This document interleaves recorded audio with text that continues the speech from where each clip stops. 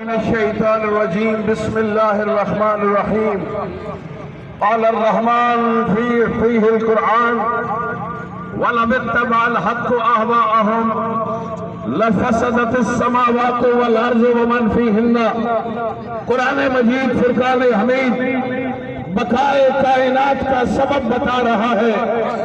اللہ ارشاد فرما رہا ہے اگر حق ان کی خواہشوں کے سامنے جھک جاتا تو جو زمین اور آسمان میں ہے ہم سب کی بساط لپیٹ دیتے۔ یعنی کائنات کی بقا بتا رہی ہے حق باطل کے سامنے جھک نہیں رہا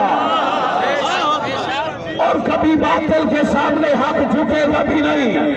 عزیزان گرامی خاطر امریکہ اور اسرائیل نے اور یہ ایپسٹین فائل کے گھٹیا کردار ان کو کیا پتا کہ ان کا واسطہ کسی بھگوڑے سے نہیں ہے، کسی فراری سے بھی نہیں ہے، بلکہ ان کا واسطہ اس قوم سے ہے جن کا خمیر کربلا کی مٹی سے اٹھا۔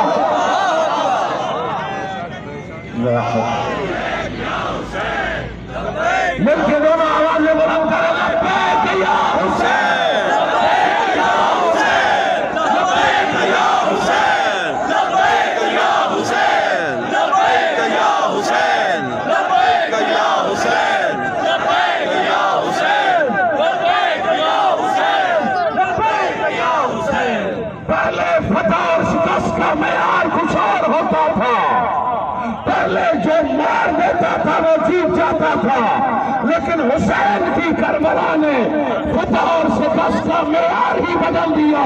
حسین نے خون کی فتح کو کربلا میں ثابت کیا کہ ہتھیار کچھ بھی نہیں ہے، عقیدہ لا الہ سب سے بڑا ہتھیار۔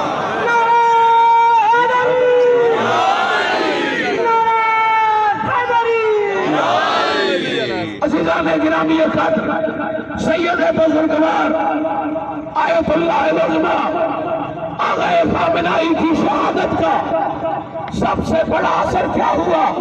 میں پہلے خراج عقیدت پیش کروں گا اس 86 سال کے بزرگ کی بصیرت کو کہ جس نے شہادت کو چنا ہے، شہادت کو اختیار کیا ہے۔ انہوں نے سوچا کہ دنیا سے تو جانا ہی ہے، کیوں نہ میں اپنے خون کو اتنا قیمتی بنا دوں، کیوں نہ میں اپنے خون کے چھینٹے اس بکھری ہوئی امت میں ڈالوں۔ امریکہ اور اسرائیل کے جو سب سے گھناؤنی سازش تھی کہ اس امت کو فرقہ واریت میں ڈالا جائے۔